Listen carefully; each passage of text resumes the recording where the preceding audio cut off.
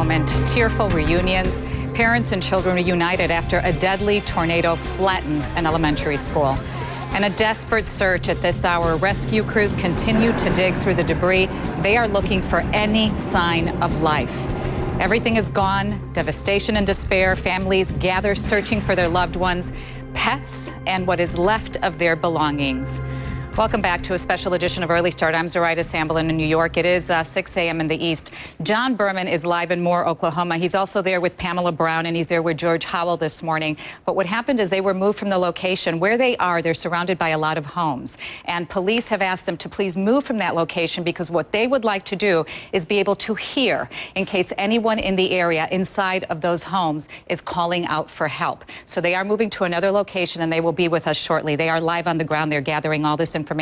George Howell has been there for a very long time. This is his hometown, so he brings a unique perspective also. So the race is on to rescue people who may be buried under a mountain of rubble. The town literally flattened by one of the most powerful tornadoes there is, an EF4, packing winds of up to 200 miles an hour. 2 elementary schools packed with students were destroyed. Authorities say 7 children died at the Plaza Towers Elementary School, where we are this morning. That's where they were moving from. There is nothing left of the school. It is just a pile of brick. The other school, Briarwood Elementary. In all, there are 51 confirmed fatalities, including 20 of them children. But that number, unfortunately, could rise dramatically. The medical examiner's office tells us 40 more bodies are on the way to them, and half of those are children. At least 145 victims are in the hospital at this hour.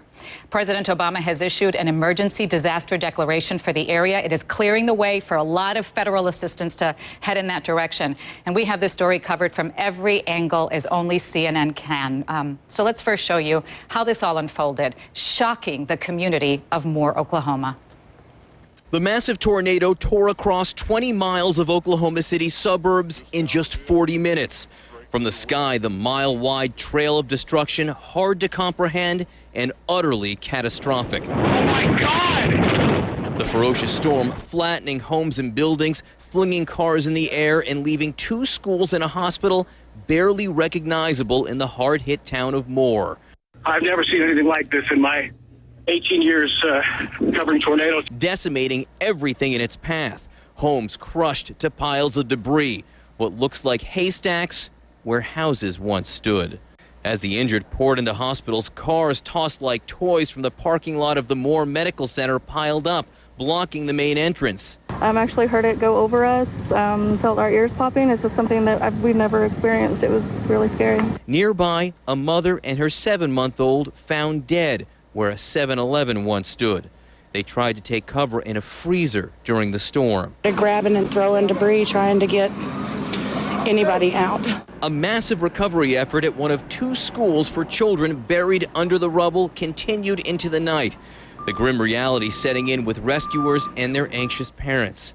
Bloody teachers seen here carrying children away from Briarwood Elementary School, destroyed from this monstrous twister, dropping close to 100 students.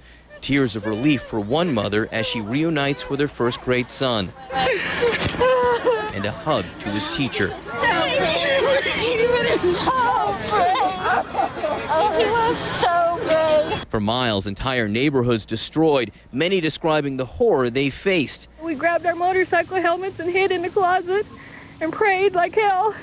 And luckily, the only rooms that were spared was the room we were in. Debris churned through the powerful black funnel as this storm roared. You can hear the piercing winds reaching up to 200 miles per hour. At a family farm, as many as 100 horses were killed and most of the barns demolished. Two of these stalls like this, they came together, and I was in between them, and it just pushed us down the shed row.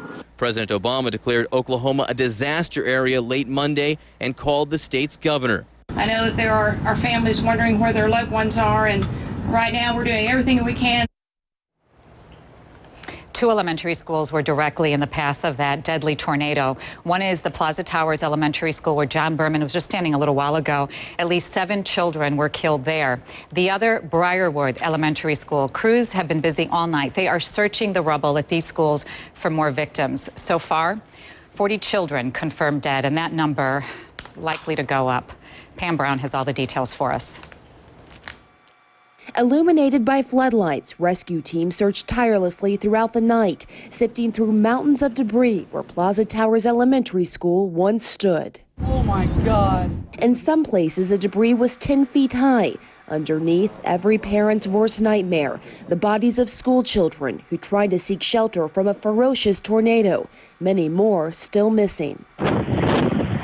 The race to rescue dozens of students and teachers began right after the massive 2-mile-wide tornado ripped through 2 elementary schools directly in its path. At hardest hit Plaza Towers Elementary, a 3rd grade class huddled in a hallway of their school.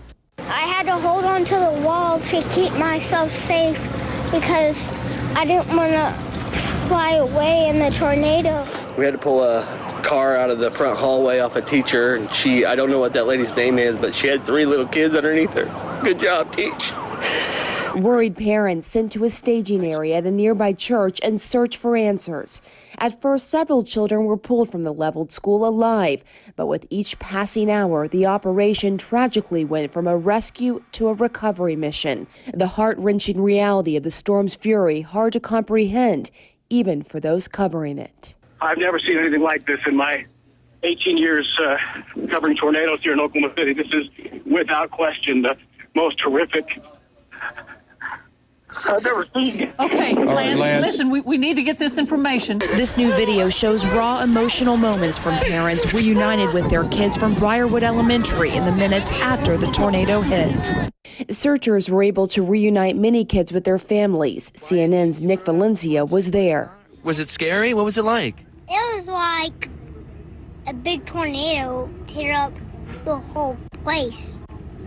You're a tough one for sticking it out. Yep. What was once a place for learning became an unrecognizable place of horror.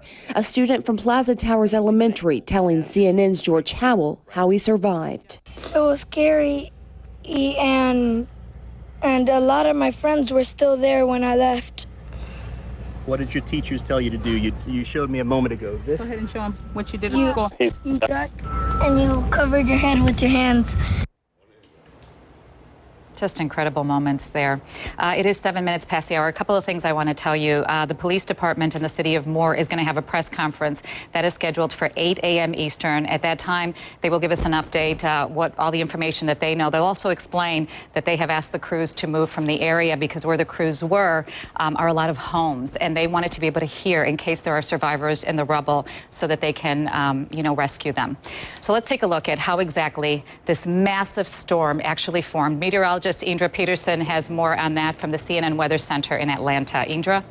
Yeah, Zara, one of the things I wanted to show you is how massive this really is. I mean, look at this huge supercell where we actually saw the tornado is just on the hook of this big supercell. Now, I actually want to show you a different look at this, a 3D view. I want to show you how high the debris field was. We're talking about 2.5 miles wide, 2 to 2.5 miles wide, but look at the height. We're talking about debris flying as high as 20,000 feet, if not above. So a very scary situation out there, definitely indeed. I do want to show you the path real quickly because that's one of those things we've been focusing on. And when I show you that path, we're going to be looking at the lead time here. I mean, this thing formed in an unpopulated area. It strengthened right over Newcastle. Unfortunately, right as it went over Moore is where we saw the potential winds, 160, maybe even as high as 200-mile-per-hour winds out there. And then as it dissipated is when it went into, of course, once again, unpopulated territory. So really just some bad luck there. Indra, if we can talk about what's happening right now and, what is the latest on the storm's path and who is in danger at this stage of the game?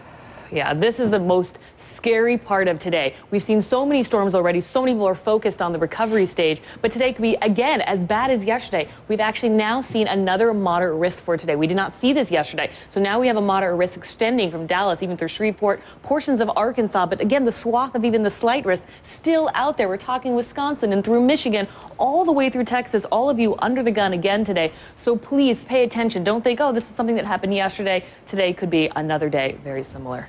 So that moderate word could change almost in the blink of an eye, we're finding out. Indra Peterson, thank you so much.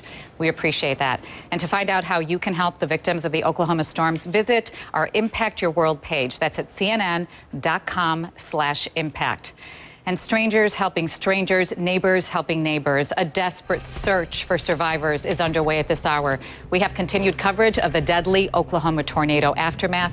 Stay with us. It was just carnage.